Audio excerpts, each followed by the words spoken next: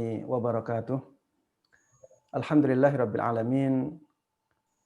Wassalatu wassalamu ala asyrafil anbiya'i wa sayyidil mursalin nabiyyina Muhammadin wa ala alihi wa sahbihi wa man tabi'ahum bi ihsanin ila yaumiddin.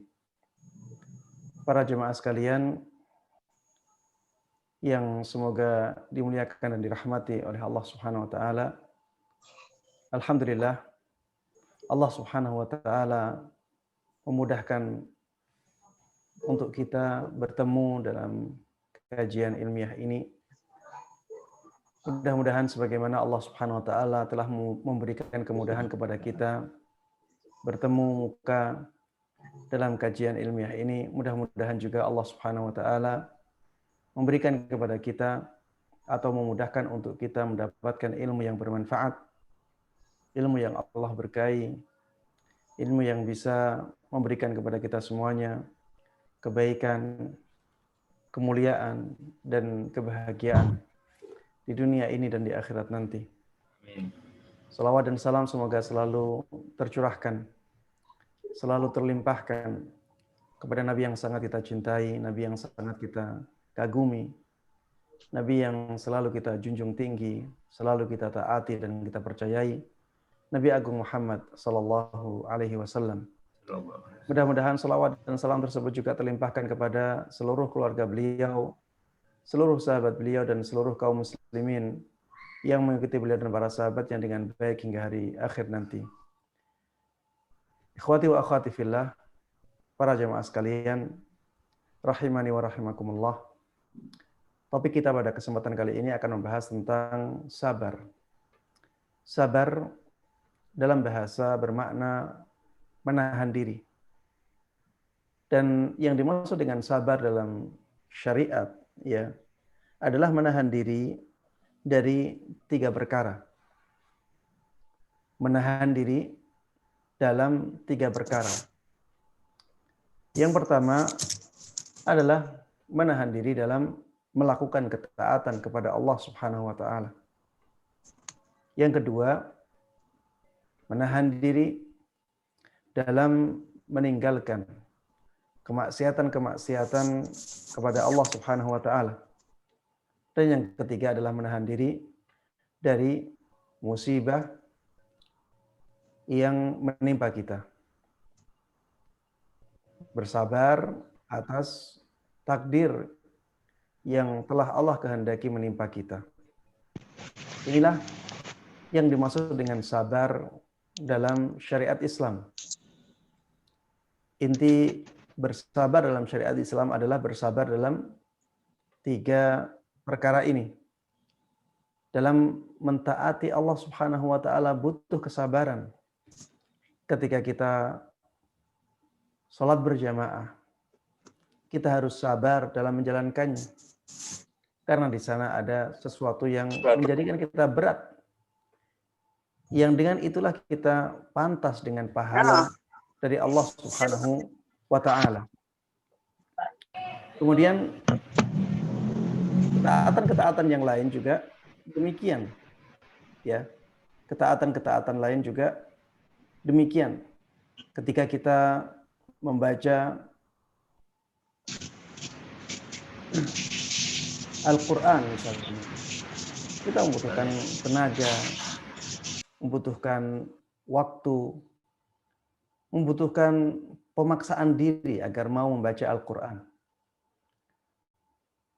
Ketika kita bersedekah, ini ketaatan, perlu kesabaran. Kita merasa bahwa uang tersebut kita dapatkan dengan cara yang berat. Untuk mengeluarkannya tanpa imbalan, ini butuh kesabaran. Begitu pula ketika kita menunaikan zakat, ketika kita berhaji, ini membutuhkan kesabaran.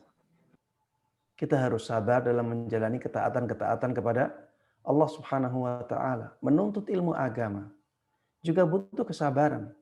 Butuh waktu, butuh perhatian, butuh menulis pelajaran-pelajaran yang disampaikan oleh guru-guru kita. Butuh duduk di majelis ilmu, Ketaatan membutuhkan kesabaran. Begitu pula dalam meninggalkan kemaksiatan kepada Allah Subhanahu wa taala butuh kesabaran. Ketika kita punya harta, kita bisa melakukan kemaksiatan, kita bisa melakukan hal-hal yang disukai oleh hawa nafsu kita. Tapi kita meninggalkannya. Butuh kesabaran, butuh pemaksaan diri agar kita bisa meninggalkan hal-hal yang dimurkai oleh Allah Subhanahu wa taala. Ketika ada teman mengajak kita untuk melakukan sesuatu yang disenangi oleh hawa nafsu kita dan kita mampu untuk melakukannya, butuh kesabaran untuk menolaknya. Butuh kesabaran untuk meninggalkannya. Apalagi kalau berhubungan dengan syahwat. Baik syahwat farji, hawa nafsu kita, atau syahwat perut, ya, atau syahwat kedudukan, ya, atau syahwat-syahwat yang lainnya. Ini membutuhkan kesabaran untuk meninggalkan hal-hal tersebut.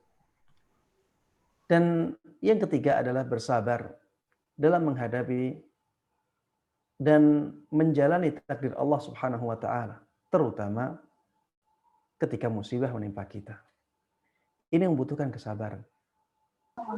Kita harus menahan diri agar tidak membenci takdir tersebut.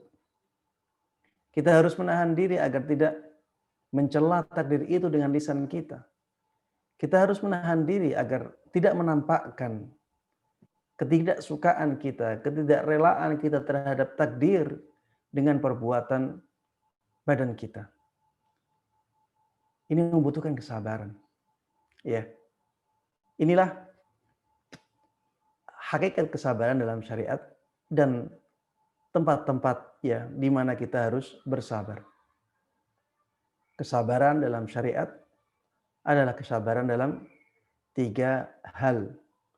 Kesabaran dalam menjalankan ketaatan kepada Allah Subhanahu wa taala, kesabaran dalam hal meninggalkan larangan-larangan Allah Subhanahu wa taala, dan kesabaran dalam menjalani takdir-takdir Allah Subhanahu wa taala yang tidak kita sukai.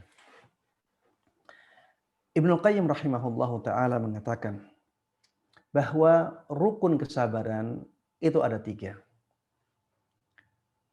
Rukun sabar itu ada 3. Ya, rukun itu sesuatu yang membentuk kesabaran. Sesuatu yang menjadi inti, itulah rukun. Inti sesuatu itulah rukun. Kalau dikatakan rukun dari kesabaran berarti perkara-perkara yang menyusun kesabaran. Rukun kesabaran ini, kata Ibnu Qayyim rahimahullahu ta'ala, ada 3. Yang pertama, habsun nafsi anit tasakhuti bil maqdur. Menahan hati agar hati ini tidak benci kepada apa yang ditakdirkan oleh Allah Subhanahu wa taala yang tidak kita sukai. Ini rukun yang pertama. Ketika ada musibah, jangan sampai kita benci dengan musibah itu. Kemudian rukun yang kedua, habsul lisani 'anis syakwa. Menahan lisan agar tidak mencela musibah itu yang ditakdirkan Allah Subhanahu wa taala menimpa kita. Jangan sampai kita mengumpat. Jangan sampai kita mengatakan, "Ya Allah, apa salahku? Kenapa Engkau menzalimiku? Kenapa Engkau tidak adil terhadap aku?" Jangan sampai kata-kata seperti ini keluar. Ya. Ini rukun sabar yang kedua. Rukun sabar yang ketiga adalah habsul jawarih 'anil ma'siyah.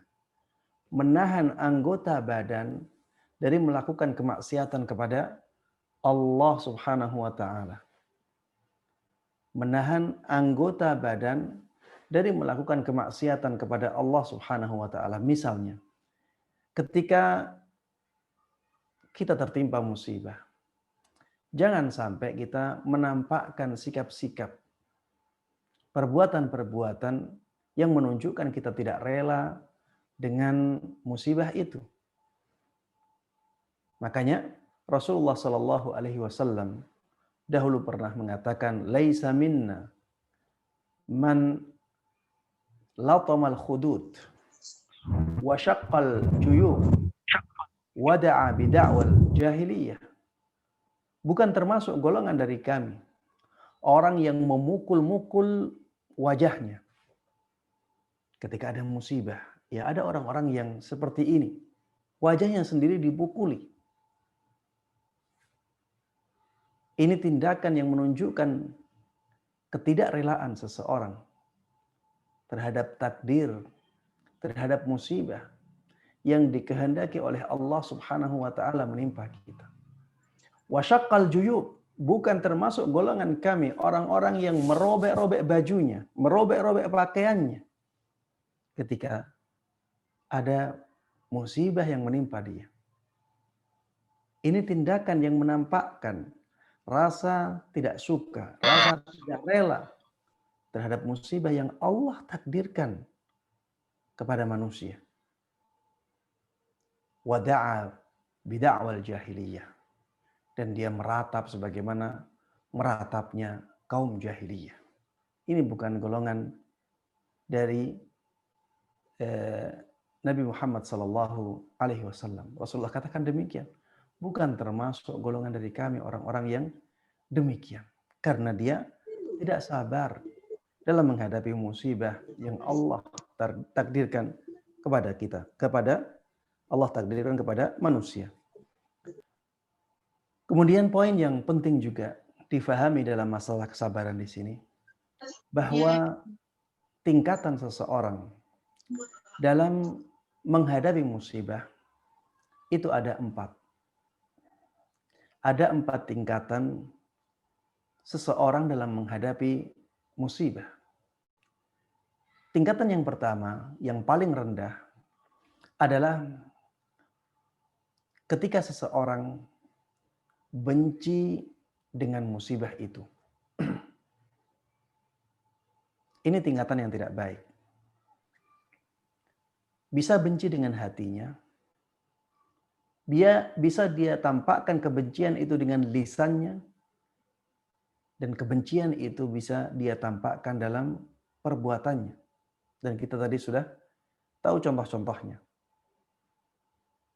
Ini tingkatan yang paling rendah, dan orang yang demikian berdosa karena bersabar dalam menghadapi musibah itu diwajibkan di dalam syariat. Ketika seseorang tidak bisa menahan dirinya dalam menghadapi musibah sehingga dia benci dengan musibah itu, dia berdosa. Dia berdosa. Karena sabar ini diperintahkan oleh Allah Subhanahu wa taala, dan yang diperintahkan oleh Allah Subhanahu wa taala pada asalnya menunjukkan hukum wajib. Perintah dari Allah Subhanahu wa taala pada asalnya menunjukkan hukum wajib. Tingkatan yang di atasnya adalah tingkatan sabar. Ketika seseorang sabar dan bisa menahan dirinya dari benci kepada takdir, benci kepada musibah yang telah Allah kehendaki menimpa dia. Walaupun sebenarnya dia tidak suka.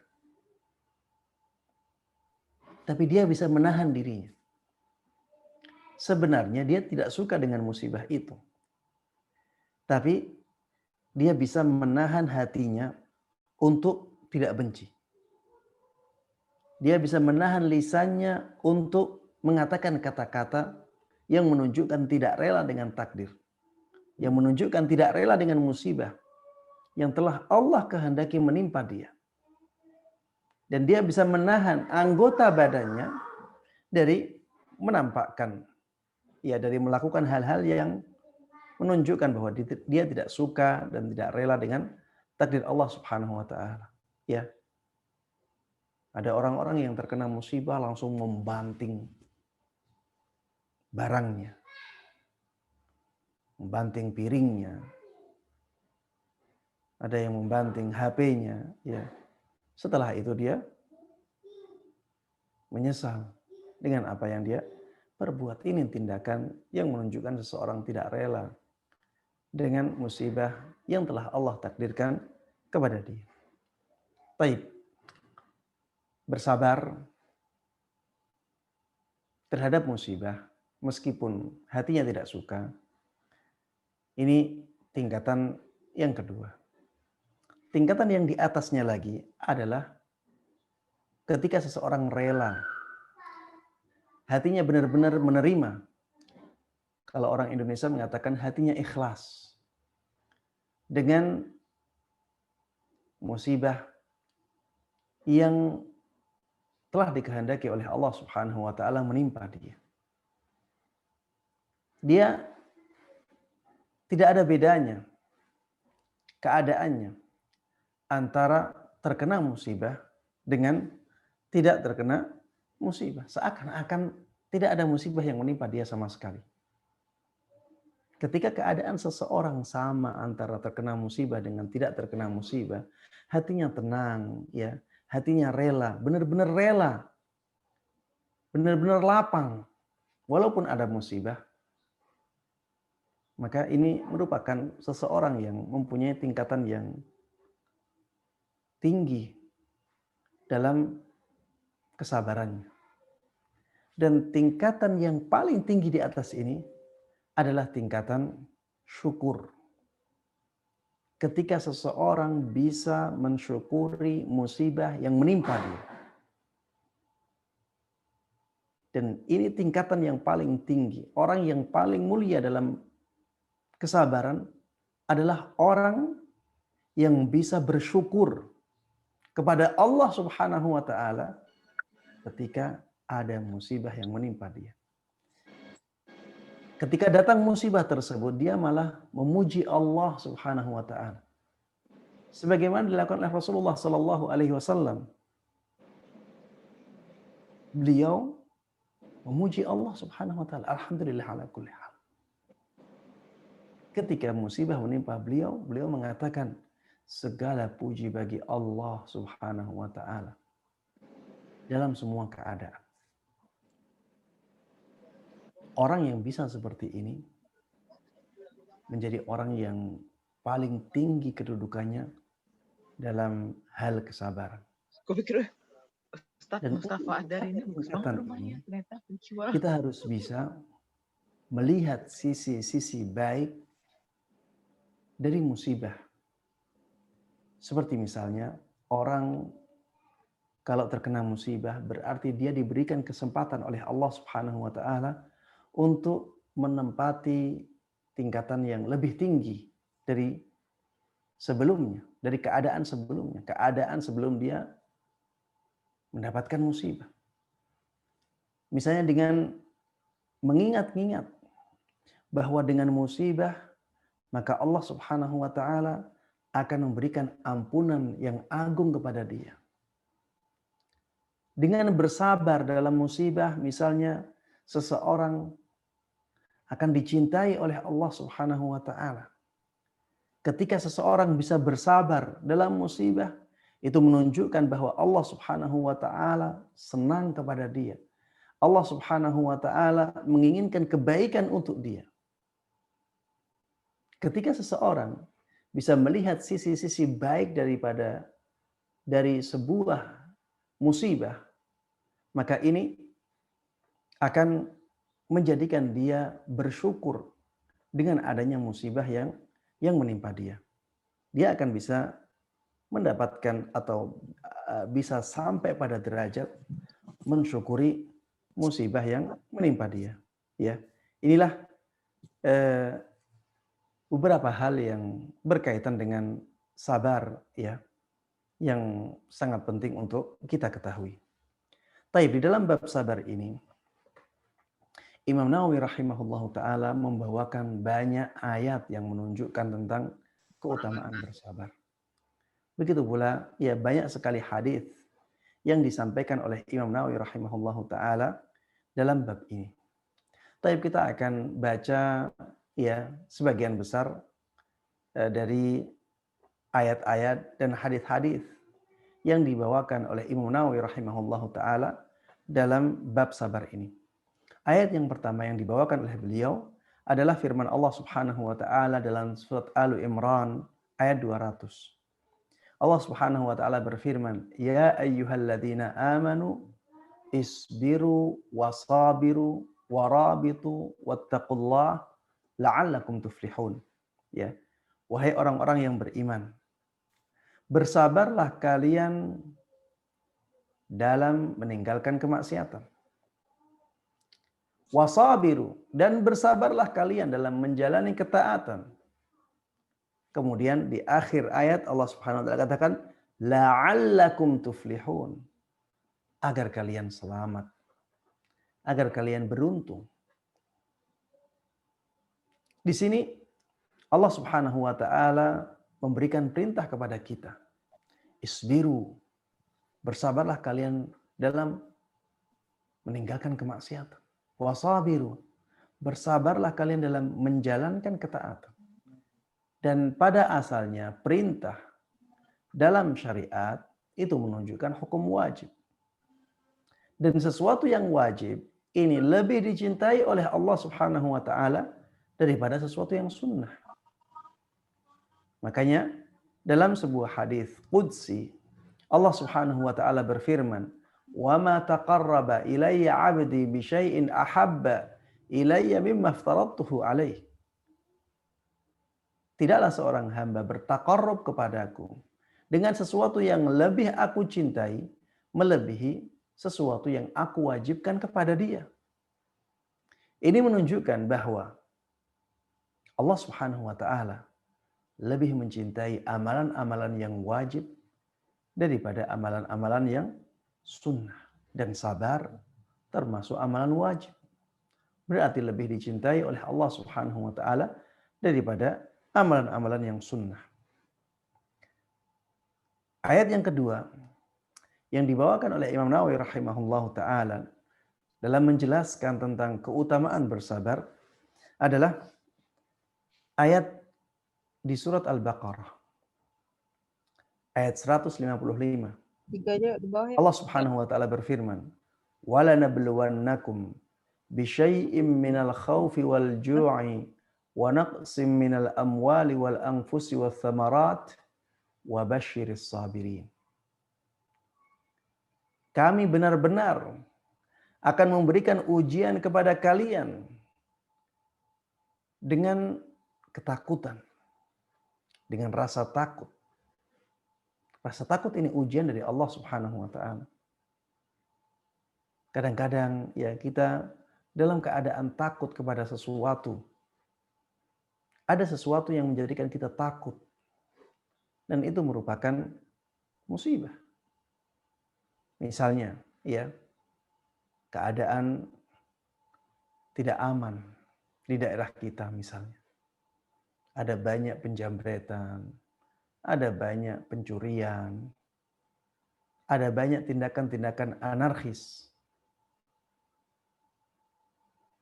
Dan itu menjadikan kita takut. Ketidakamanan, penculikan, ya ini menjadikan kita takut. Takut seperti ini merupakan ujian dari Allah Subhanahu wa taala. Allah benar-benar akan memberikan ujian kepada kita dengan rasa takut ini. Wal ju', Allah juga benar-benar akan memberikan ujian kepada manusia dengan kelaparan. Ada masa-masa paceklik. Itu ujian dari Allah Subhanahu wa taala. Bahkan di zaman kita ini ada daerah-daerah yang ditimpa musibah kelaparan. Wa naqsim minal amwal. Dan di antara ujian yang Allah timpakan kepada hambanya adalah kekurangan harta. Ada orang-orang yang diuji dengan harta yang kurang, harta yang sedikit. Ada orang-orang bahkan yang diuji ya dengan kehilangan hartanya. Ada yang kebakaran, ada yang kena tsunami, ada yang kena banjir. Ada yang kecurian, ya, ada yang kejamret, ada yang bangkrut bisnisnya. Ini ujian dari Allah Subhanahu wa taala. Wal anfusi, dan kematian. Betapa banyak orang yang ditinggal mati oleh kerabatnya, oleh orang-orang yang dicintainya. Ini ujian dari Allah Subhanahu wa taala. Watsamarat, dan kurangnya buah-buahan. Ini juga ujian dari Allah Subhanahu wa taala. Ada musibah ya berupa hama yang menimpa tanaman-tanaman sehingga gagal panen. Ya. Di beberapa daerah sering terjadi seperti ini. Ini termasuk ujian dari Allah Subhanahu wa taala. Setelah ini Allah Subhanahu wa taala mengatakan wa basyiris sabirin. Berikanlah kabar gembira kepada orang-orang yang sabar dalam menghadapi ujian-ujianku ini. Setelah ayat ini ada ya ayat yang memuji mereka yang bersabar. Ulaika alaihim salawatu min rabbihim wa rahmah. Mereka itulah orang-orang yang mendapatkan pujian yang banyak dari Allah Subhanahu wa taala, dari Rabb mereka. Dan mereka mendapatkan rahmat dari Allah Subhanahu wa taala. Wa ulaika humul muhtadun. Dan mereka itulah orang-orang yang mendapatkan hidayah dari Allah Subhanahu wa taala. Mereka lah orang-orang yang berada di jalan yang lurus. Ketika diuji, mereka bisa bersabar dalam menghadapi musibah tersebut. Dan ini merupakan ya keutamaan dalam masalah bersabar. Ya, ini keutamaan bersabar dalam menghadapi musibah-musibah dari Allah Subhanahu wa taala. Kemudian Imam Nawawi rahimahullah taala menyebutkan ayat yang ketiga yang menunjukkan betapa besarnya pahala yang didapatkan oleh seseorang ketika dia mampu bersabar. Allah Subhanahu wa taala berfirman di dalam surat Az-Zumar ayat 10. Innama yuwaffas sabiruna ajrahum bighairi hisab.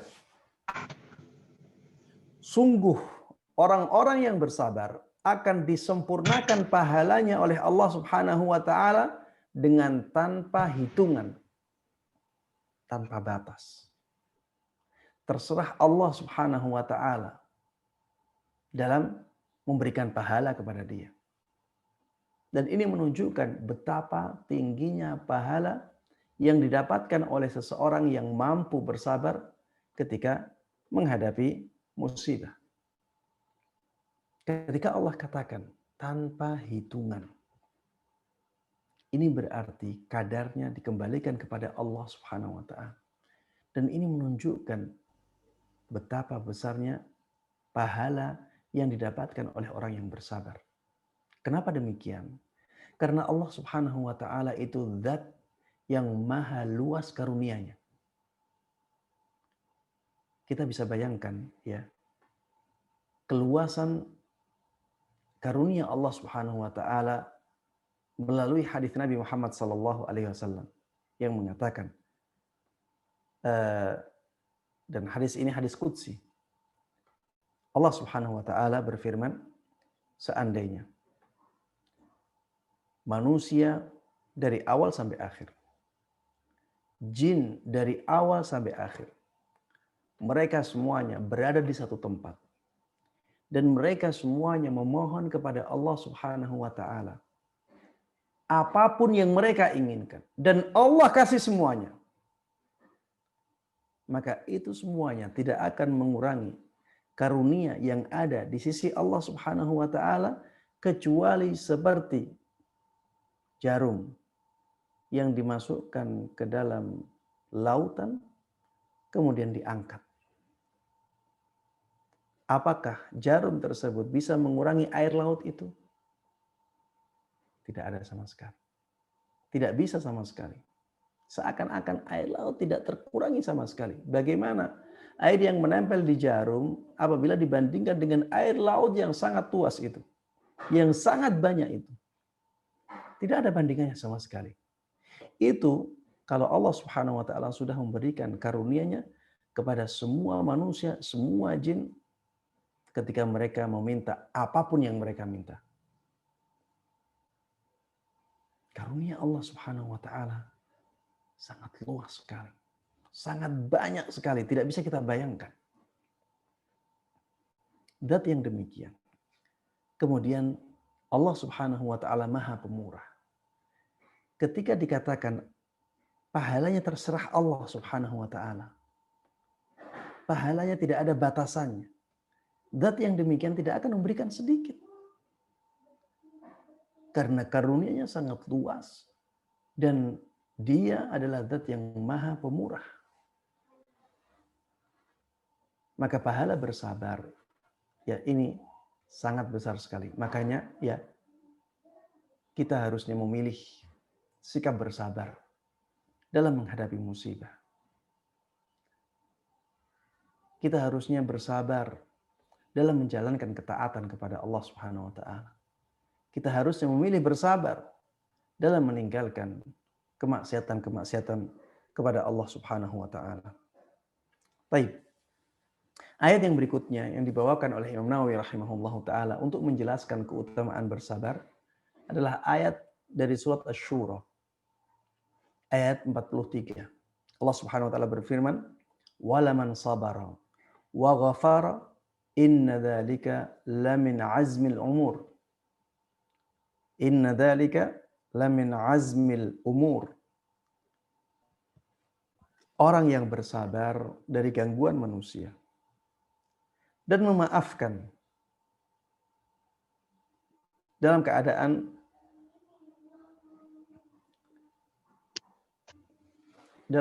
memaafkan itu memperbaiki keadaan, maka itu merupakan perbuatan yang sangat mulia. Apabila ada orang diganggu oleh orang lain, ada orang dizalimi oleh orang lain, kemudian dia mau bersabar dalam menghadapinya, dan dia maafkan kesalahan orang lain tersebut agar memperbaiki keadaan. Maka yang demikian adalah perbuatan yang sangat mulia di sisi Allah Subhanahu wa ta'ala. Ini menunjukkan ya bahwa sabar merupakan perbuatan yang dinilai oleh Allah Subhanahu wa ta'ala perbuatan yang sangat mulia. Taib. Ayat yang berikutnya yang disebutkan oleh Imam Nawawi rahimahullah ta'ala adalah ayat di surat Al-Baqarah. Ayat 153. Allah Subhanahu wa ta'ala berfirman, "Ista'inu bis-sabri was-salah." Ya ayyuhalladzina amanu ista'inu bis-sabri was-salah. Innallaha ma'as sabirin. Wahai orang-orang yang beriman, carilah pertolongan dengan bersabar dan salat. Mintalah pertolongan atau carilah pertolongan dengan sikap sabar dan menjalankan salat. Sesungguhnya Allah Subhanahu wa ta'ala akan bersama orang-orang yang sabar. Kenapa kita disuruh untuk mencari pertolongan dengan kesabaran? Karena kalau seseorang ditimpa musibah, kemudian dia bersabar, dia menunggu pertolongan dari Allah Subhanahu wa ta'ala, dia yakin akan datangnya pertolongan dari Allah Subhanahu wa ta'ala, maka masalahnya akan menjadi mudah. Masalahnya akan menjadi mudah. Karena Allah Subhanahu wa ta'ala tidak akan menyia-nyiakan orang yang bersabar. Memang ujian itu akan dia alami. Oh iya. Tetapi ketika dia mau bersabar, maka tidak akan lama ujian tersebut akan hilang. ujian tersebut akan pergi. Dalam sebuah hadits qudsi dikatakan, wa'lam anna an-nasra ma'as sabr. Afwan, dalam sebuah hadis ya, bukan hadis qudsi. Dari perkataan Rasulullah sallallahu alaihi wasallam. Rasulullah sallallahu alaihi wasallam mengatakan, wa'lam anna an-nasra ma'as sabr. Ingat-ingatlah, ketahuilah bahwa kemenangan itu akan bersama dengan kesabaran. Makanya dikatakan di sini di dalam ayat ista'inu bis sabr. Carilah pertolongan dengan sikap sabar. Ketika kita sabar, Allah Subhanahu wa taala akan menyayangi kita. Allah Subhanahu wa taala akan memudahkan urusan-urusan kita. Maka bersabarlah. Bukan berarti ya dengan bersabar berarti diam, tidak mau berusaha, tidak. Maksudnya bersabar adalah menahan diri. Jangan sampai kita benci dengan musibah itu. Jangan sampai kita mencela musibah itu. Jangan sampai kita melakukan tindakan-tindakan yang menunjukkan bahwa kita tidak rela dengan musibah itu. Kita harus menahan diri dari semua ini. Dan kita melakukan sesuatu yang bisa memperbaiki keadaan kita. Bersabar bukan berarti kita menyerah dengan keadaan, tidak. Kita berusaha sebaik mungkin agar keadaan kita menjadi lebih baik. Di akhir ayat Allah katakan innallaha ma'as sabirin. Sesungguhnya Allah Subhanahu wa taala akan bersama dengan orang-orang yang bersabar. Dan ini merupakan keutamaan yang sangat luar biasa. Kita dikatakan ya ketika kita sabar, kita dikatakan bersama Allah. Dan orang yang bersama Allah Subhanahu wa taala, dia akan mendapatkan pertolongan dari Allah Subhanahu wa taala. Dia akan diperhatikan oleh Allah Subhanahu wa taala. Allah Subhanahu wa taala tidak akan menyanyiakan. Rin ini apa sih Rin, mantang sama apa yang menjadi hajat dia akan diberikan oleh Allah Subhanahu wa taala.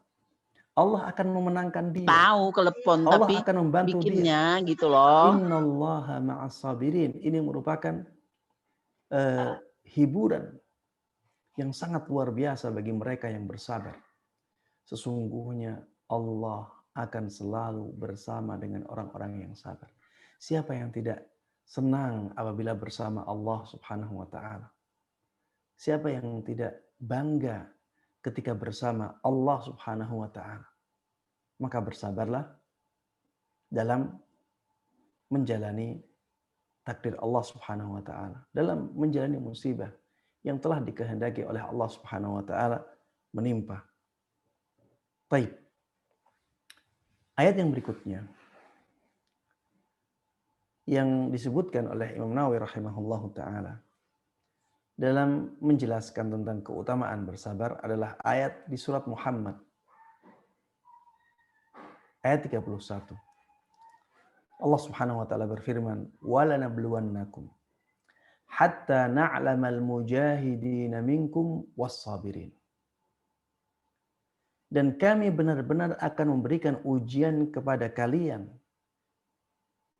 sehingga kami tahu orang-orang yang berjihad dari kalian dan orang-orang yang bersabar. Sehingga kami tahu siapa yang benar-benar jihadnya ya, dia dalam berjihad benar-benar ya, sungguh-sungguh dalam berjihad. Sehingga orang yang bersabar ketahuan siapa yang memang sabarnya sejati. Siapa yang benar-benar bersabar dengan kesabaran yang sesungguhnya. Ketika Allah Subhanahu wa taala mengetahui orang yang bersabar dengan kesabaran yang sesungguhnya, Allah akan memberikan pahala kepada dia. Dan ini menunjukkan ya bahwa sikap sabar terhadap apa yang kita alami ya dari musibah yang dikehendaki oleh Allah Subhanahu wa taala merupakan sikap yang sangat mulia. Baik. Kemudian Imam Nawawi rahimahullah taala menyebutkan hadis yang sangat panjang, ya. Dan saya ingin mengambil bagian yang diinginkan oleh beliau dalam menunjukkan keutamaan bersabar. Ada kata dalam hadis ini yang mengatakan was-sabru diya. Kesabaran adalah cahaya. Kesabaran adalah cahaya. Maksudnya apa? Maksudnya ketika seseorang mau bersabar, maka Allah Subhanahu wa taala akan memberikan cahaya kepada dia dalam bersikap. Ya, ketika ada musibah yang menimpa seseorang, kemudian orang tersebut mau bersabar, Allah akan berikan cahaya kepada dia. Yang dengan cahaya tersebut, dia bisa bersikap dengan baik. Dia bisa mengambil keputusan yang lurus, keputusan yang benar. Makanya ya tadi di ayat yang sudah kita sebutkan, Allah memerintahkan kita untuk mencari pertolongan dengan bersabar. Karena dengan bersabar Allah akan memberikan cahaya kepada kita. Dengan cahaya ini kita bisa melangkah dengan langkah yang baik, langkah yang lurus, langkah yang benar dalam menghadapi musibah yang menimpa kita. Baik, hadis yang berikutnya. Hadis yang menjelaskan tentang keutamaan bersabar. Rasulullah Shallallahu Alaihi Wasallam mengatakan, "Wa ma u'tiya ata'an khairan wa awsa' minas sabr." Tidaklah seseorang, wa ma u'tiya ahadun ata'an khairan wa awsa' minas sabr. Tidaklah seseorang diberikan suatu pemberian yang lebih baik dan lebih luas daripada kesabaran. Pemberian yang paling baik dan paling luas efeknya, paling luas, paling banyak ya adalah kesabaran. Kalau harta itu bisa habis. Kita punya harta sebanyak apapun, kemudian kita bagi, habis. Tapi kalau sabar tidak akan habis. Kalau orang diberikan kesabaran, dia bisa menghadapi apapun yang menimpa dia. Hanya dengan kesabaran tersebut, tidak perlu banyak uang. Dengan kesabaran, seseorang bisa mencukupkan dirinya tanpa harus banyak membutuhkan uang. Karena dia mampu menahan dirinya. Sehingga Allah Subhanahu wa taala memberikan pertolongan kepada dia. Allah Subhanahu wa taala memberikan cahaya kepada dia. Sehingga dia bisa menyelesaikan masalahnya dengan sebaik mungkin tanpa banyak harta yang dia keluarkan. Oleh karenanya, kesabaran ini merupakan sesuatu yang sangat-sangat berharga bagi kita.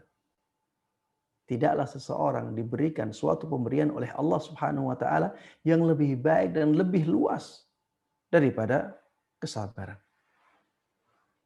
Baik, hadis yang berikutnya yang disampaikan oleh Imam Nawawi rahimahullah taala dalam menjelaskan tentang keutamaan kesabaran ini, bahwa dengan sabar seseorang akan menjadi orang yang menakjubkan keadaannya. Karena orang yang bersabar, dia bisa memanfaatkan atau menjadikan keadaannya menjadi keadaan yang terbaik bagi dia. Baik keadaannya tersebut keadaan yang sebenarnya tidak baik, atau keadaannya tersebut keadaan yang disukai oleh dia. Tapi yang jelas orang yang bersabar, dia bisa menjadikan keadaan yang dia alami menjadi keadaan yang baik. Rasulullah Shallallahu Alaihi Wasallam dulu telah bersabda, "Ajaban li amril mu'min." Sungguh menakjubkan keadaan seorang mukmin. Inna amrahu kullahu khair. Sungguh keadaannya semuanya bisa menjadi yang terbaik. In asabathu sarra syakar fakana khairan lah. Apabila keadaan lapang menimpa dia, apabila keadaan yang lapang datang kepada dia, maka dia bersyukur. Dan itulah yang paling baik bagi dia. Wa in asabathu dharra sabar fakana khairan lah. Apabila musibah menimpa dia, maka dia bersabar. Dan itulah yang terbaik bagi dia. Itu menjadi keadaan yang terbaik bagi orang yang kena musibah itu. Maka kesabaran ini ya bisa menjadikan atau bisa mengubah keadaan seseorang menjadi yang terbaik. Apapun keadaan dia tidak baik ataukah keadaan dia baik, dengan kesabaran maka dia bisa menjadikan keadaan itu keadaan yang terbaik bagi dia.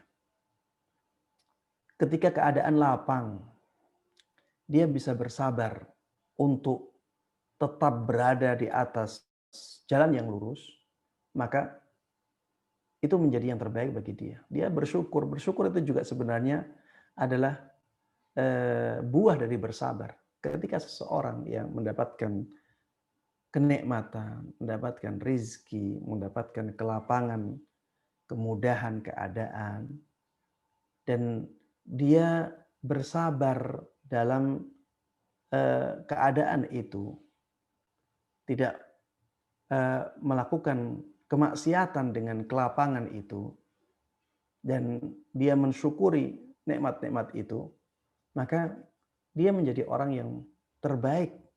Ya. Begitu pula ketika dia terkena musibah, ya. Ketika dia terkena musibah dan dia mampu menghadapi musibah tersebut dengan kesabaran, maka dia menjadi orang yang terbaik, ya. Dia menjadi orang yang terbaik.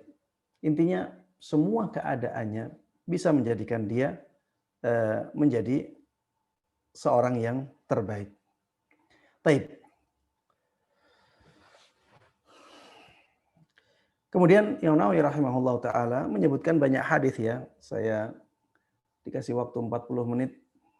Ternyata hadisnya lebih banyak. Namun ana pilih-pilih ya hadis yang mungkin memberikan faedah yang paling banyak. Di sini ada buah dari kesabaran yang disebutkan dalam hadis Nabi Muhammad SAW, dan hadis ini hadis qudsi.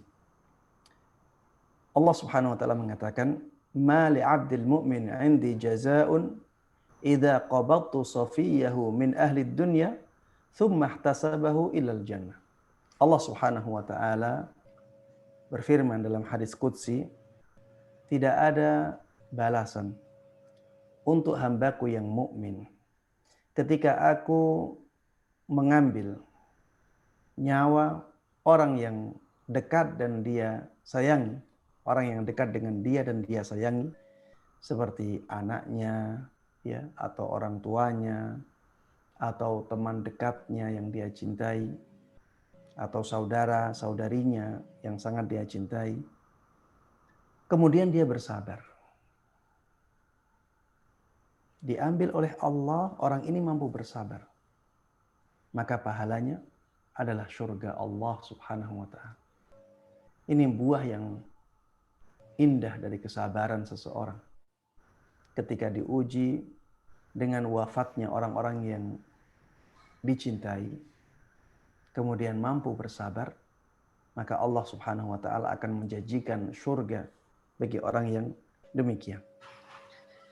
Hadis lain yang menjelaskan tentang buah bersabar. Rasulullah sallallahu alaihi wasallam pernah bersabda, "Innallaha 'azza wa jalla Innallaha 'azza wa jalla qala Sesungguhnya Allah Subhanahu wa taala berfirman, ini juga hadis qudsi. Idza btalaitu 'abdi bihabibatayhi fasabar, 'awwadtuhu minhumal jannah. Apabila aku memberikan ujian kepada hambaku dengan hilangnya penglihatannya. Orangnya buta. Baik buta dari lahir maupun buta ya setelah mengalami musibah. Baik butanya dari lahir ataupun tidak dari lahir. Yang penting matanya diambil oleh Allah Subhanahu wa taala. Allah memberikan ujian kepada dia berupa kebutaan. Apabila ada orang buta, dia sabar dengan kebutaannya, maka Allah akan ganti kenikmatan itu yang dia ambil oleh Allah Subhanahu wa taala dengan surga Allah Subhanahu wa taala. Ya, ini buah dari bersabar. Ya. Dan ini kabar gembira bagi mereka yang diambil penglihatannya oleh Allah Subhanahu wa taala. Ketika mereka mampu bersabar dengan ujian tersebut, maka Allah akan berikan surga kepada mereka. Baik, buah yang indah juga dari bersabar adalah ampunan dari Allah Subhanahu wa taala. Sebagaimana disebutkan dalam hadis Nabi Muhammad sallallahu alaihi wasallam, "Ma yusibul muslimu min nasabin wala wasabin wala hammin wala hazanin wala adha wala ghammin hatta syauka yushakuha illa kaffarallahu biha min khati'ah." Yang intinya, tidak ada musibah apapun yang menimpa seorang muslim, ya sampai kalau ada duri yang menancap di tubuhnya, maka Allah Subhanahu wa taala akan mengampuni dosa-dosanya dengan musibah tersebut. Apabila dia mampu bersabar tentunya. Musibah apapun, apabila seseorang mampu bersabar dalam menghadapinya, maka itu menjadi penghapus dosa bagi dia. Taib. Hadis yang berikutnya yang ingin ana sampaikan di sini tentang bersabar, ya. Tentang bersabar, bahwa orang yang bersabar itu mendapatkan pahala ketika dia di awal musibah mampu bersabar. Kenapa demikian? Karena Rasulullah Sallallahu Alaihi Wasallam dahulu telah bersabda, "Innamas sabru 'inda sadmatil ula." Sesungguhnya kesabaran itu ketika ujian baru menimpa. Ketika ujian baru menimpa. Ketika itulah ya, apabila dia bisa menahan diri, maka itulah orang yang bersabar. Adapun di awal musibah dia menunjukkan sikap atau dia benci atau dia mengeluarkan kata-kata yang menunjukkan ketidakrelaan dia kepada musibah itu, kemudian setelah beberapa hari dia menerima musibah itu, hatinya terbuka, hatinya menjadi rela, maka yang seperti ini ya bukan orang yang bersabar. Seperti ini bukan orang yang bersabar. Orang yang bersabar adalah orang yang di awal musibah dia sudah, hatinya sudah bisa dia kondisikan untuk menerima musibah itu. Untuk tidak benci kepada musibah itu yang telah dikehendaki oleh Allah Subhanahu wa taala menimpa seseorang.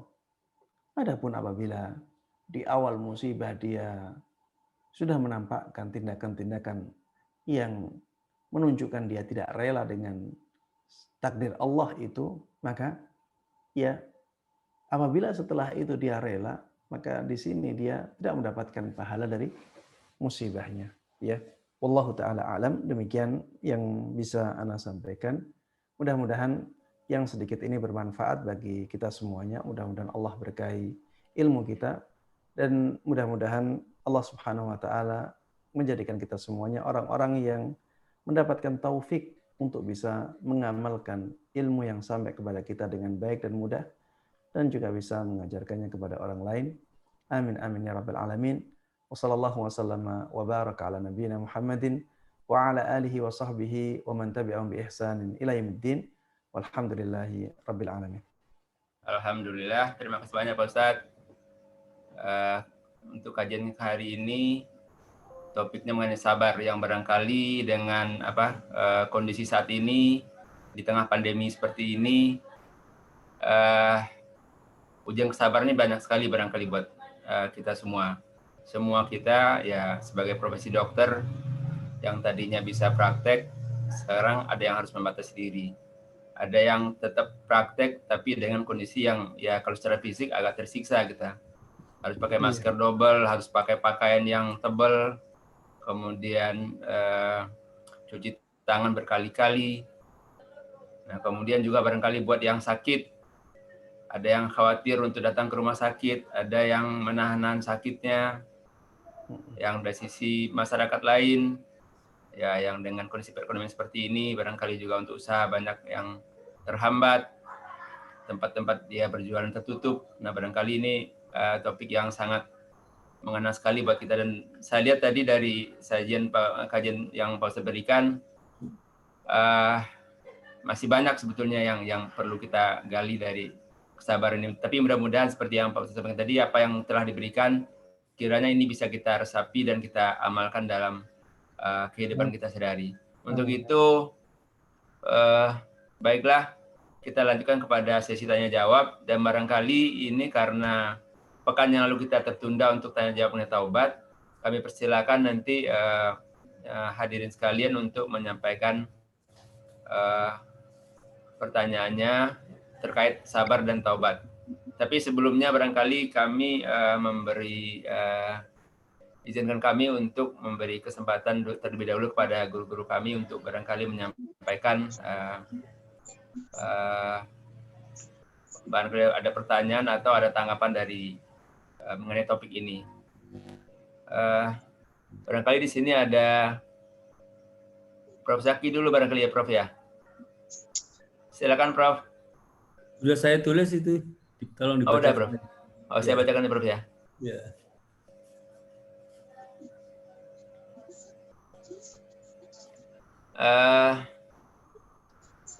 Yang pertama,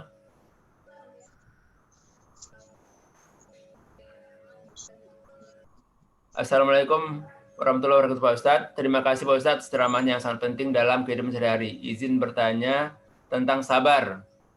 Apakah berdemo itu termasuk bentuk ketidaksabaran? Karena pemimpin yang harus ditaati dianggap berbuat zalim, termasuk yang mewakili mereka. Wah ini agak sedikit ini nih. Tapi kenyataan real. jadi kita tahu bagaimana gitu ya. Tapi real nih kondisinya ada di hadapan kita. Kita tahu hukumnya. Kemudian yang kedua dikatakan bentuk syahwat bermacam-macam, tetapi kebanyakan difokuskan ke syahwat seksual, sehingga berbohong, korupsi dianggap enteng-enteng saja. Apakah benar dosa syahwat seksual lebih besar? Terima kasih. Nah, silakan Pak Ustadz. Ya. Apakah berdemo termasuk bentuk ketidaksabaran? Ya, ini pertanyaan yang sangat bagus ya, dan sangat cocok dengan keadaan kita di hari-hari ini, yang banyak dari saudara-saudara kita melakukan demonstrasi ya. Demonstrasi ya merupakan sesuatu yang tidak diajarkan oleh Islam. Bisa dikatakan itu adalah bentuk kemaksiatan. Sehingga ketika seseorang melakukan demo ya, mencela pemerintah, ya, mencela pemimpin, merusak fasilitas-fasilitas umum, ya, mengganggu para pengguna jalan, ya. Ini terkumpul di dalamnya banyak kemaksiatan kepada Allah Subhanahu wa taala. Dan sudah kita katakan tadi bahwa termasuk di antara bentuk sabar adalah, atau termasuk di antara rukun sabar adalah menahan diri dari melakukan kemaksiatan-kemaksiatan kepada Allah Subhanahu wa taala dengan lisan, dengan hati, dan dengan anggota badan.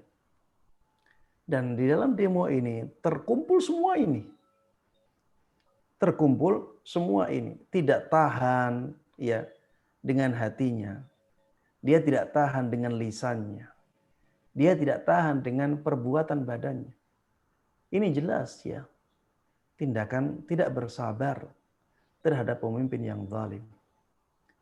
Dari zaman dahulu Rasulullah Shallallahu Alaihi Wasallam sudah memberikan kepada kita penjelasan bahwa nantinya akan ada pemimpin-pemimpin yang tidak menerapkan sunnahnya beliau. Akan ada pemimpin-pemimpin yang tidak mau menerapkan petunjuknya beliau. Dan di sekitar pemimpin-pemimpin itu ada orang-orang yang hatinya hati setan, tapi dibungkus oleh jasad manusia. Ada orang-orang yang buruk di sekitar pemimpin yang seperti itu. Kemudian ketika Rasulullah Sallallahu Alaihi Wasallam ditanya, wahai Rasulullah Sallallahu Alaihi Wasallam, apa yang harus kita lakukan terhadap pemimpin yang demikian? Pemimpin yang sudah sangat buruk seperti ini ya, tidak mau menjalankan sunnahnya Nabi kita Muhammad Sallallahu Alaihi Wasallam, tidak mau menjalankan tuntunan beliau, tidak mau menjalankan petunjuk beliau, dan di sekitarnya banyak orang yang jahat seperti ini.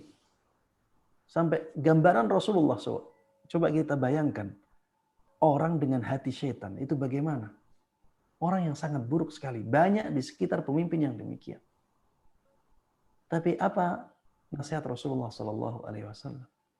Beliau katakan, isma' wa ati'. Wa in daraba dhahrak wa akhadha malak. Tetap dengar dan tetap patuh. Walaupun punggungmu dipukul. Walaupun hartamu diambil oleh dia. Kita harus bersabar ya menghadapi pemimpin yang demikian. Dan pemimpin kita tidak seperti yang digambarkan dalam hadis itu. Jelas jauh lebih baik daripada yang digambarkan dalam hadis itu. Tapi kalaupun pemimpin kita seperti itu, kita sudah diberikan tuntunan oleh Nabi kita Muhammad SAW, bersabar. Ya, bersabar. Karena dengan bersabar, ya, Allah Subhanahu wa taala akan memperbaiki keadaan kita. Dengan bersabar Allah Subhanahu wa taala akan menolong kita, ya. Sebenarnya Imam Nawawi rahimahullahu taala juga menjelaskan tentang sabar kepada pemimpin bagaimana bentuknya. Namun karena waktu ya, saya tidak bisa menyampaikannya. Namun karena ini ada pertanyaan, saya sampaikan hadis ini. Hadis tentang sabar ini disampaikan oleh Imam Nawawi dalam bab sabar ini. Maaf Pak Ustaz, misalnya ya, kalau demo itu dijamin oleh undang-undang, berarti dibolehkan oleh pemerintah, ada undang-undangnya dibolehkan. Apakah tetap juga dianggap seperti itu? Tetap tidak bisa, ya. Jadi sesuatu yang dibolehkan oleh manusia, tetapi dia tidak dibolehkan oleh syariat, tetap hukumnya diharamkan. Seperti misalnya ya, kalau ada riba yang dihalalkan oleh pemerintah, bukan berarti riba menjadi halal. Ya, kita tahu bahwa pemerintah ya menghalalkan riba, membolehkan maksudnya. Ya ada bank-bank ribawi dan itu yang paling banyak di negeri kita. Dibolehkan oleh pemerintah bukan berarti riba menjadi boleh. Ketika ada tempat-tempat resmi untuk prostitusi, perzinaan, dibolehkan berarti.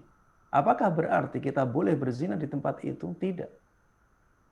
Ketika ada pertentangan antara pembolehan dari seorang makhluk dengan pelarangan dari seorang khalik, maka kita harus mendahulukan ya apa yang dikehendaki oleh sang khalik, yaitu Allah Subhanahu wa taala. Baik. Yang saya ingin sampaikan di sini ya hadis dari sahabat Ibnu Mas'ud radhiyallahu taala anhu bahwa Rasulullah sallallahu alaihi wasallam telah bersabda, "Innaha satakunu ba'di atharah." Sungguh akan ada setelahku ini pemimpin-pemimpin yang mementingkan diri mereka sendiri. Pemimpin-pemimpin yang memikirkan kantongnya, memikirkan kepentingannya sendiri. Wa umurun tunkiruna. Dan nanti akan ada hal-hal yang kalian mengingkarinya. Kalian tidak senang kepada keadaan itu. Qalu ya Rasulullah, famadza ta'muruna? Para sahabat akhirnya bertanya, wahai Rasulullah sallallahu alaihi wasallam, apa yang engkau perintahkan kepada kami? Maksudnya bagaimana kami menyikapi yang seperti itu? Apa jawaban Rasulullah sallallahu alaihi wasallam? Beliau mengatakan, tu'addunal haqqal ladzi 'alaikum. Lakukan kewajiban yang diwajibkan kepada kalian. Wa tas'alunallaha alladzi lakum, dan mintalah kepada Allah Subhanahu wa taala hak kalian. Karena pemimpin kalian tidak memberikan hak kepada kalian, sudah. Itu kezaliman mereka. Itu akan mereka pertanggungjawabkan di hadapan Allah Subhanahu wa taala. Tugas kita adalah bersabar dalam menghadapi pemimpin yang seperti itu. Ya, mendoakan kebaikan untuk mereka, menasehati mereka apabila kita mampu menasehatinya dengan cara yang arif, dengan cara yang bijaksana. Dan kita meminta kepada Allah Subhanahu wa taala hak-hak yang diambil oleh mereka. Dan kita harus tahu, kita harus sadar, kita harus yakin bahwa seburuk apapun pemerintah kita, mereka tidak akan mempengaruhi jatah rezeki yang Allah takdirkan untuk kita. Rasulullah Shallallahu Alaihi Wasallam pernah mengatakan, sesungguhnya tadi malaikat Jibril membisikkan kepadaku bahwa tidak akan ada jiwa yang meninggal kecuali telah Allah sempurnakan jatah rizkinya. Kecuali telah Allah sempurnakan jatah rizkinya, apapun yang terjadi. Ya maka kita jangan khawatir ya dengan adanya undang-undang yang zalim tersebut, misalnya itu benar-benar zalim ya. Jangan khawatir nantinya rizki kita akan berkurang ya. Tidak ya, rizki kita tidak akan berkurang dengan adanya undang-undang itu. Rizki kita ini di tangan Allah Subhanahu wa taala. Wa fis sama'i rizqukum wa ma tu'adun. Di langitlah rizki kalian. Dan yang dijanjikan kepada kalian itu semuanya di langit. Wa ma min dabbatin fil ardi illa 'ala Allahi rizquha. Tidak ada hewan melata pun di bumi ini kecuali Allah tanggung rizkinya. Rizki itu di tangan Allah, bukan di tangan manusia. Makanya ya jangan khawatir dengan adanya undang-undang tersebut ya apabila nantinya memang diterapkan. Dan undang-undang tersebut nantinya juga bisa diubah oleh pemimpin-pemimpin setelahnya. Sehingga yang harusnya kita lakukan adalah melakukan apa yang dibolehkan oleh syariat. Apa yang diwajibkan oleh syariat dalam menghadapi pemimpin yang demikian. Ya, yang intinya kita harus bersabar dengan pemimpin yang seperti ini. Kita nasihati kalau kita mampu. Bagaimana menasihatinya? Menasihatinya dengan cara yang arif dan bijaksana. Di antaranya dengan cara sembunyi-sembunyi. Ya, dengan cara misalnya mengirimkan surat atau menghadap langsung kepada pemimpin tersebut. Atau misalnya ada acara perkumpulan, ya, kemudian pemimpin tersebut meminta untuk dinasihati, maka nasihati ketika itu. Itulah cara-cara yang arif dalam menasihati pemimpin yang sesuai dengan tuntunan syariat Islam. Kemudian doakan pemimpin itu. Ya, para ulama ya dari zaman salaf mengatakan termasuk di antara tanda-tanda seorang ahlus sunnah wal jamaah adalah ketika dia semangat dalam mendoakan kebaikan kepada para pemimpinnya. Ketika ya kita banyak berdoa untuk pemimpin kita, maka Allah Subhanahu wa taala akan memperbaiki keadaan pemimpin kita. Kalau kita menginginkan ya pemimpin yang sesuai dengan selera kita, berapa banyak jumlah kita? Setiap orang punya selera pemimpin yang berbeda-beda. Dan tidak akan ada seorang pemimpin yang mengumpulkan semua kebaikan, ya. Saya di sini bukan sedang membela pemimpin ya, tapi saya sedang menjelaskan tentang tuntunan syariat dalam menghadapi pemimpin yang tidak sesuai dengan keinginan kita. Ya, di sana ada aturan-aturan yang harus kita lakukan. Dan makanya ya tadi dikatakan bersabar itu tidak hanya dalam hal menghadapi musibah. Ada di sana bersabar dalam menjalankan ketaatan kepada Allah. Memang mentaati pemimpin itu berat, tapi kita harus bersabar dalam menjalaninya. Begitu pula di sana ada bersabar dalam meninggalkan hal-hal yang diharamkan oleh Allah Subhanahu wa taala. Apapun yang diharamkan oleh Allah Subhanahu wa taala jangan kita lakukan, ya. Karena takdir itu akan berjalan. Takdir yang Allah ya tulis di Lauh Mahfuz akan berjalan sesuai dengan itu. Kejadian yang ada di alam semesta ini bukan sesuai dengan keinginan kita, tapi sesuai dengan kehendak Allah Subhanahu wa taala, dan kita harus bersabar dalam menjalaninya. Kita lakukan, kita berusaha untuk melakukan sesuatu agar keadaan bisa berubah kepada yang lebih baik, tapi tetap kita harus perhatikan tuntunan-tuntunan syariat dalam usaha itu. Wallahu ta'ala a'lam. Terima kasih Pak Ustadz. Barangkali ada pertanyaan yang kedua tadi dari Prof. Zaki. Itu dikatakan bentuk pesawat bermacam-macam, tetapi kebanyakan berbohong, korupsi dianggap enteng-enteng saja. Apakah benar dosa syahwat seksual lebih besar? Baik. Kalau yang dimaksud dengan dosa syahwat seksual adalah perzinaan, maka kita katakan bahwa perzinaan adalah dosa besar. Ya, dosa yang sangat besar sekali. Putus ya, Pak Ustadz, suaranya. Baik, tes. Masih terputus? Sudah terdengar Pak Ustadz. Sudah Pak Ustadz. Iya. Kalau yang dimaksud dengan dosa syahwat seksual adalah perzinaan, maka perzinaan adalah dosa besar ya, yang sangat besar sekali ancamannya. Bahkan Allah Subhanahu wa taala ketika melarang perzinaan, ya, tidak hanya melarang perzinaan saja. Bahkan Allah Subhanahu wa taala melarang mendekatinya. Wala taqrabuz zina innahu kana fahisyah. Jangan sampai kalian mendekati perzinaan. Jangan sampai kalian mendekati perzinaan. Bukan jangan berzina. Tapi jangan sampai kalian mendekati perzinaan. Ini lebih kuat ya penekanannya terhadap besarnya dosa zina. Innahu kana fahisyah. Dikatakan lagi bahwa sesungguhnya perzinaan itu adalah perbuatan yang keji. Wasa'a sabila, dan seburuk-buruk jalan. Di dalam ayat yang lain di surat Al-Furqan, ya, Allah Subhanahu wa taala menyebutkan beberapa dosa, di antaranya wala yaznun, ya, di antaranya perzinaan. Wa may yaf'al dzalika yalqa athama. Barang siapa yang melakukan dosa-dosa tersebut, di antaranya perzinaan, maka dia akan mendapatkan ya dosa. Barang siapa yang melakukan perbuatan-perbuatan itu, di antaranya perzinaan, maka dia akan mendapatkan dosa. Yudha'af lahul 'adabu yaumal qiyamah. Pada hari kiamat nanti, azabnya dilipat gandakan oleh Allah Subhanahu wa taala. Wa yakhlud fihi muhana, dan dia akan di neraka dalam waktu yang sangat lama sekali dalam keadaan terhina. Ini menunjukkan ya bahwa dosa zina adalah dosa yang sangat besar sekali. Namun bukan berarti dosa perzinaan ini pasti lebih besar dosanya daripada misalnya korupsi.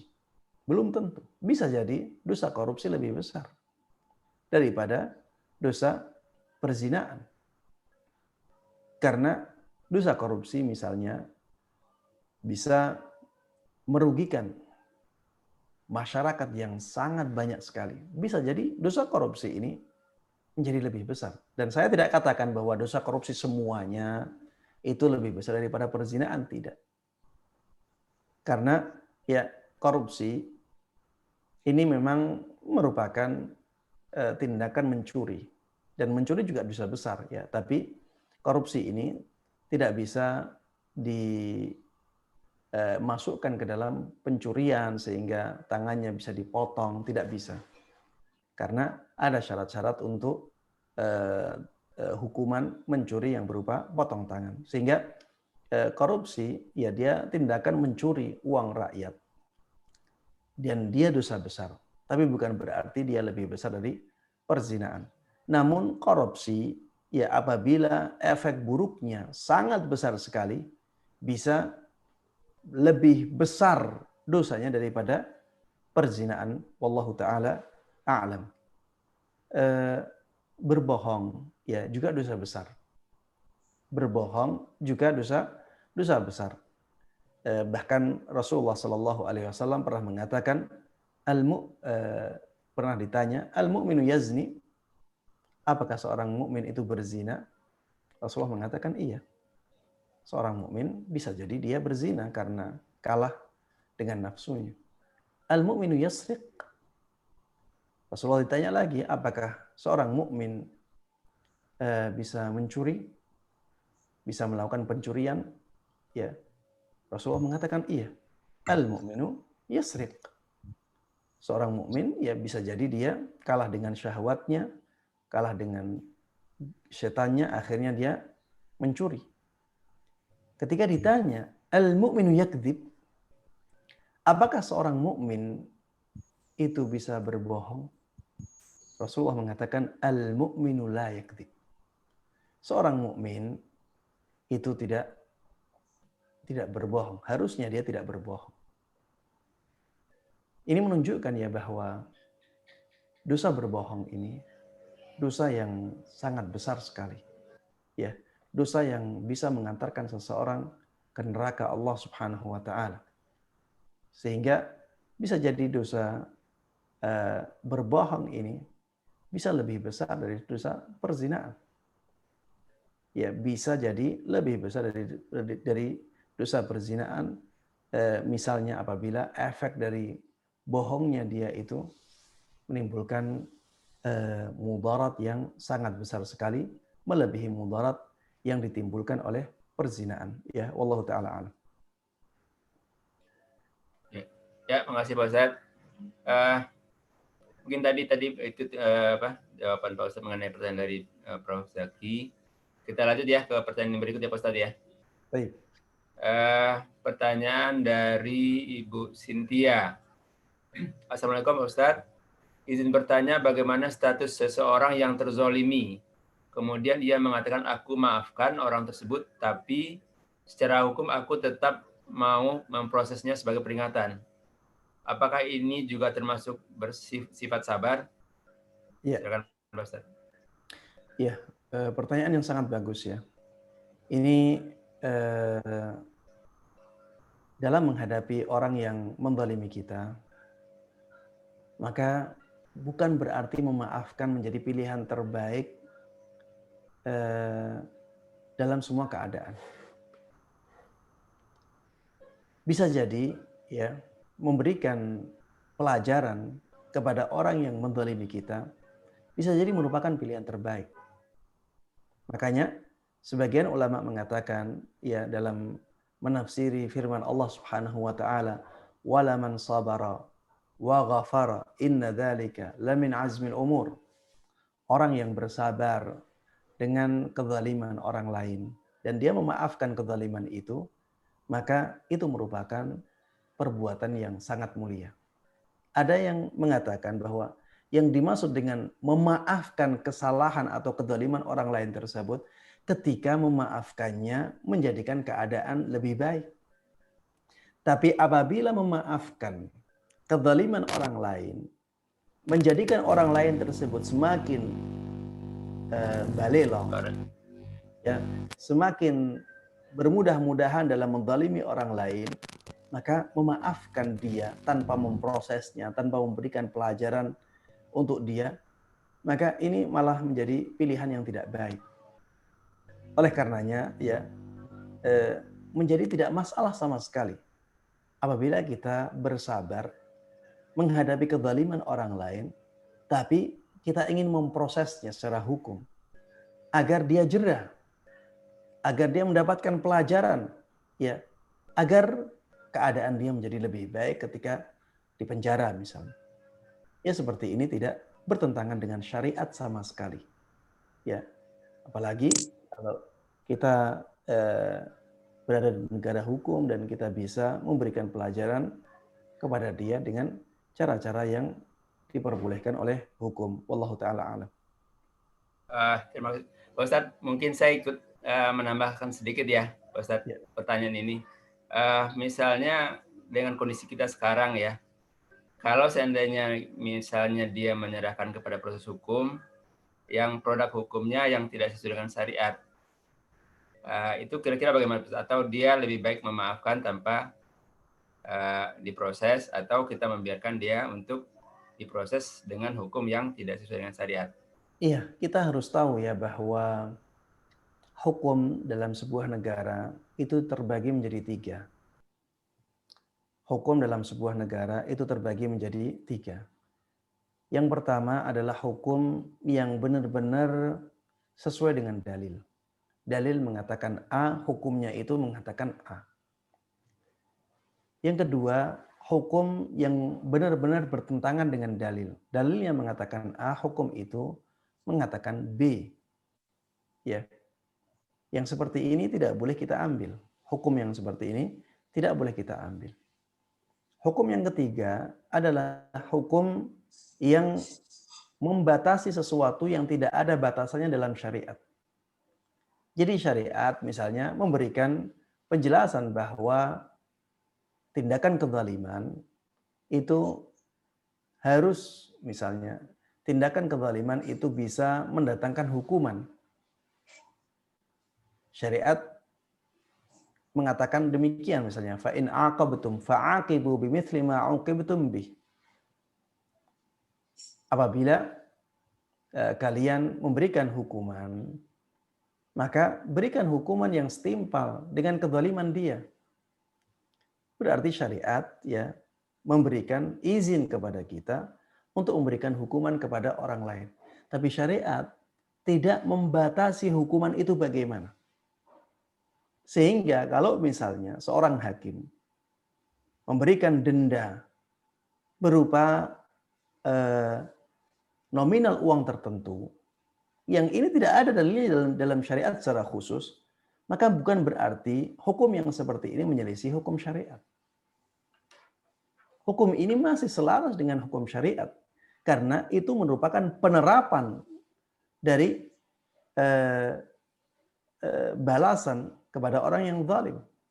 Syariat membolehkan kepada kita untuk memberikan balasan kepada orang yang menzalimi kita. Wa jazaa'u sayyi'atin sayyi'atun mithluha. Balasan keburukan adalah keburukan yang setimpal dengan dia. Syariat memberikan izin seperti itu. Dan syariat tidak membatasi. Ya, syariat tidak membatasi hal tersebut. Sehingga kalau misalnya kita membatasinya dengan nominal denda dengan nominal tertentu, maka bukan berarti ini bertentangan dengan syariat.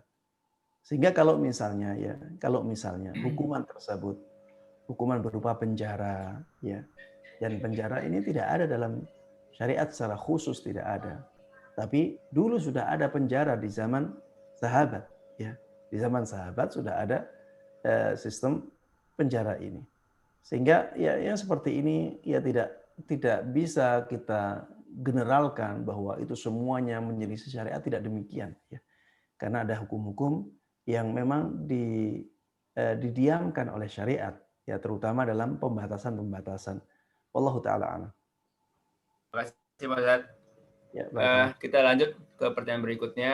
Ini pertanyaan titipan dari Fulan bin Fulan. Assalamualaikum Pak Ustadz, izin bertanya, apakah pahala bersabar diberikan pada umat yang tetap sabar pada reaksi pertama di saat mendapat cobaan dari Allah? Bila ketika itu marah, emosi sesaat, kemudian istighfar dan bersabar, apakah tetap mendapat pahala bersabar? Syukran Pak Ustadz. Silakan Pak Ustadz.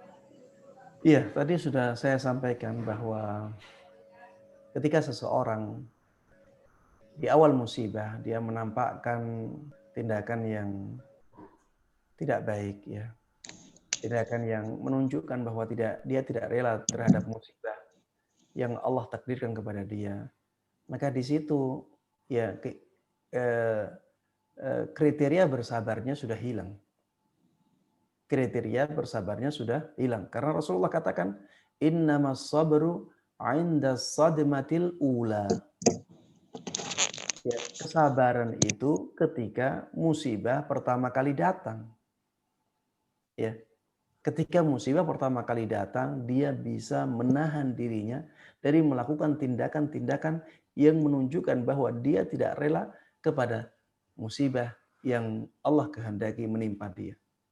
Kalau dia sudah melakukan tindakan-tindakan yang tidak baik, maka di sini ya dia telah kehilangan kriteria sabar. Dia telah kehilangan kriteria sabar. Ketika dia tidak bersabar, dia berdosa. Kemudian ketika dia istighfar, maka mudah-mudahan Allah Subhanahu wa taala mengampuni dosa dia dalam masalah tidak sabarnya itu. Tapi untuk pahala bersabar, wallahu a'lam. Ya, dia tidak mendapatkan pahala bersabarnya karena dia telah kehilangan kriteria bersabar, wallahu taala a'lam. Ya. Terima kasih Pak Ustadz. Memang kalau untuk bersabar di awal ini yang kadang-kadang kita agak bisa luput ya. Karena terkait dengan emosi misalnya saja kalau kita kehilangan orang secara mendadak, orang dekat misalnya. Itu kadang-kadang kita memang tidak atau cobaan yang mungkin di luar perkiraan kita, apalagi kadang-kadang yang menyangkut harga diri, itu kadang-kadang bisa memang membuat ini. Ini saya lanjut ke pertanyaan berikutnya Pak Ustadz. Ini mungkin terkait dengan pertanyaan itu dari ini titipan juga. Ini minta kiatnya nih. Apa kiat ataupun doa agar kita bisa menahan diri dalam menerima dan menghadapi musibah tanpa lupa untuk tidak emosi, marah saat reaksi pertama sehingga mendapatkan pahala bersabar. Terima kasih Pak Ustaz. Iya. Kiatnya nih Pak Ustaz. Baik, pertanyaan terakhir dan mudah-mudahan bermanfaat bagi kita. Untuk bersabar dalam semua musibah, ya memang ini sesuatu yang sangat sulit ya. Hanya orang-orang yang dipilih oleh Allah Subhanahu wa taala yang bisa melakukan hal tersebut. Ya. Namun bukan berarti kita tidak berusaha untuk selalu bersabar dalam menghadapi musibah, ya. Kiatnya agar kita sabar dalam menghadapi musibah, yang pertama langsung ingat bahwa itu adalah takdir Allah. Itu merupakan sesuatu yang dikehendaki oleh Allah. Kalau kita ingat takdir seperti ini, maka kita akan langsung menerima. Hati kita akan sangat ridha dan sangat lapang dengan kehendak Allah ini. Sudah itu kehendak Allah, untuk apa kita melakukan sesuatu yang tidak baik. Sudah itu kehendak Allah dan harus terjadi. Apa yang ditakdirkan oleh Allah itu harus terjadi. Untuk apa kita tidak rela dengan takdir Allah Subhanahu wa taala? Kalau kita bisa berpikir seperti ini, insya Allah ya kita bisa dengan mudah menghadapi musibah-musibah yang menimpa kita. Orang tua kita meninggal, kita katakan sudahlah, itu takdir Allah Subhanahu wa taala. Kita harus bersabar. Kita mengharap pahala dari musibah ini. Rasulullah juga katakan demikian. Inna lillahi ma akhad walahu ma a'ta wa kullun indahu bi ajalin musamma faltasbir wal tahtasib. Rasulullah ingatkan orang yang mendapatkan musibah, kehilangan kerabatnya dengan takdir juga. Rasulullah katakan, sesungguhnya apa yang Allah ambil itu miliknya. Apa yang Allah berikan itu juga miliknya. Dan semuanya itu akan berjalan sesuai dengan waktunya, sesuai dengan takdirnya. Semuanya akan berjalan seperti itu. Akan meninggal ya akan meninggal. Kalau sampai pada waktunya akan meninggal. Apapun yang kita lakukan akan meninggal. Rasulullah ingatkan kita kepada takdir. Faltasbir wal tahtasib. Maka bersabarlah dan harapkan pahala darinya. Ya, yang pertama, kalau ada musibah, ingatlah bahwa itu takdir Allah, sudah. Dan takdir Allah tidak akan ada yang bisa mengubahnya. Pasti terjadi. Itu kehendak Allah Subhanahu wa taala. Kita sebagai hambanya hanya menjalani takdir itu dan bersabar, itu pilihan terbaik kita. Kalau kita tidak bersabar, kita akan rugi. Kemudian yang kedua, ya, kita harus ingat bahwa dengan bersabar kita akan mendapatkan pahala yang besar dari Allah Subhanahu wa taala. Sebagaimana saya katakan tadi, Innama yuwaffas sabiruna ajrahum bighairi hisab. Orang yang sabar akan disempurnakan pahalanya tanpa batasan. Dengan bersabar, kita akan bersama Allah Subhanahu wa taala. Kita bersama Allah. Coba ya, kita bandingkan kalau kita kehilangan misalnya harta atau kita kehilangan kerabat kita. Memilih kita dengan bersabar, Allah akan memberikan ganti yang lebih baik. Kita jadi bersama Allah. Semakin dekat kepada Allah Subhanahu wa taala. Tidakkah kita menginginkan yang seperti ini, ganti yang lebih baik? Kalau kita ingin bisa bersabar dalam menghadapi musibah, pikirkan hikmah-hikmah. Ya. Hikmah yang datang dengan musibah itu. Yakinlah bahwa di sana ada hikmah yang jauh lebih baik daripada musibah yang menimpa kita. Karena Allah Subhanahu wa taala itu zat yang maha menyayangi hambanya. Dalam sebuah hadis Rasulullah sallallahu alaihi wasallam mengatakan, "Lallah arhamu bi'ibadihi min hadhihi biwaladiha."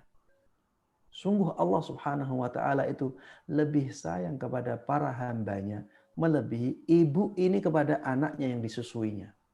Sayang ibu kepada anak yang disusui itu kasih sayang yang sangat tinggi sekali. Allah lebih sayang kepada para hambanya. Sehingga ketika Allah Subhanahu wa taala menimpakan suatu musibah kepada seorang hamba, maka kita harus yakin bahwa yang diinginkan oleh Allah Subhanahu wa taala bukan musibahnya. Tapi yang diinginkan oleh Allah Subhanahu wa taala adalah hikmah di balik musibah itu, kebaikan-kebaikan yang datang karena musibah itu. Ya, ini yang insya Allah ya dengan mengingatnya ya kita akan bisa dengan mudah bersabar dalam menghadapi musibah-musibah yang menimpa kita. Ya, dan yang paling inti tadi yang pertama, ingatlah langsung bahwa itu takdir Allah Subhanahu wa taala yang selama ini banyak memberikan kebaikan-kebaikan kepada kita. Ketika ada musibah seperti itu, maka harusnya kita ya tetap rela dengan apa yang Allah kehendaki. Ya karena kebaikan Allah Subhanahu wa taala jauh lebih banyak daripada ya sesuatu yang berupa ujian yang ditimpakan oleh Allah kepada kita. Wallahu taala alam. Ya, alhamdulillah, terima kasih banyak Pak Ustadz. Barakallahu fiik. Demikianlah tadi kajian Ukhuwah Pediatrik yang telah sama-sama kita dengarkan tentang topik bersabar. Dengan materi hari ini kita dapatkan paling tidak dalam hal apa saja kita harus bersabar. Kemudian apa saja rukun dari sabar itu. Kemudian bagaimana tingkatan kita dalam menerima kesabaran. Mudah-mudahan paling tidak materi-materi yang disampaikan pada hari ini bisa kita amalkan dalam kehidupan kita sehari-hari. Mohon maaf, moderator.